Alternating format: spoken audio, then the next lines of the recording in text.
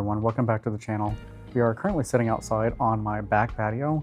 The weather's finally starting to cool down a little bit, feels a little bit more like fall, and we would really like to have dinner at the table tonight. So before we do that, I need to trim some of these ivies. They have grown out of control. Put some wood in the fireplace, maybe light a fire tonight if it makes sense. It's supposed to get down in the 60s tonight, so really excited about that. Fall's finally here, end of October.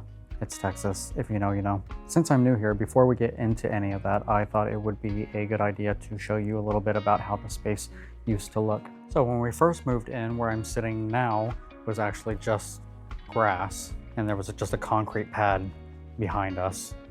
No blinds, obviously no grill, none of that. We'd hired a contractor to put in a grill and build a fireplace that's actually sitting right behind you. You'll see that in a little bit. Poured a concrete pad that would meet the existing patio to the fireplace to make it one long patio, and found some wooden ceramic tile at Floor and Decor that kind of matches the wood in our house to have more of an indoor-outdoor feeling and just try to keep that consistency. So as you can see behind me, there are some wooden blinds. The bottom half moves independently from the top, and that's just to have the privacy at the top and let airflow come through at the bottom. This was actually a DIY that I did. I wish I would have filmed more of the process of doing this. I'm so proud of myself. This is probably the coolest thing I've ever done. I had to build this because the neighbors sit a little bit more elevated than we are. And when they walk out on their patio, they can just look directly onto us. And so there's not much privacy at all. There's only, I think, maximum like 10 feet between me and the other house. So 5 feet from each side of the fence. It's very, very close. So Cliff Notes version, I just built a frame after measuring the space out of 2x4 pine. In hindsight, I wish I would have made that out of cedar. It probably would have lasted a little bit longer. I just have to make sure to keep this sealed. And after getting the frame built and put into place, I cut some cedar fencing to fit the louver system and then stained everything. My biggest advice when it comes to staining would be to buy a lot more stain than you think that you need and then mix them all together. I had stained these two sections with a gallon of stain, and when I moved on to the third, it was a completely different color, even though it was the same name on the gallon. There is a variance, and so these were looking a little bit more orange, and then this one looked more red. So I had to take down all of this wood, recut all of these louvers, buy more stain, and then mix them all together so that I could have a consistent color across the three of them. That was awful. Right here we have some English ivy, and originally they were just tiny little plants. I had placed some wooden trellis above each of them so that they could grow and that eventually it would cover the wall. After I thought it was looking a little sloppy, I decided to pull them off that wooden trellis, pull them all the way out, and restring them through a Gothic style window trellis that I found at Lowe's. I'd love to know if you think that I should let this go and let it climb up the wall. I think it would be really pretty, or if I should keep them trimmed to this style. I'm kind of conflicted. So yeah, let's get to hacking away at that and bring some fall into this backspace. I can't wait to have dinner out here tonight and light a fire.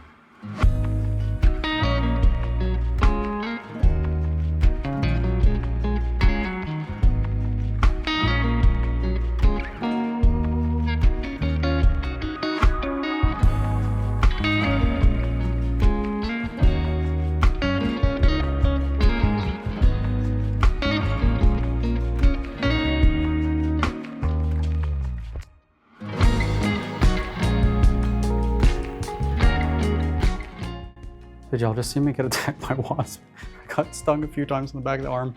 Thank God I was wearing a shirt, kind of protected me a little bit. They are still swarming over there like crazy. Anyway, I've had these hurricanes for a while. Here you can put a candle, and I thought it might be interesting to fill this up with some pine cones. Pine cones aren't really growing around me in this community. So I found a bag of a mix of pumpkins and pine cones and dry oranges at Hobby Lobby, and I think it would be nice to fill the bottom with these. And they smell amazing.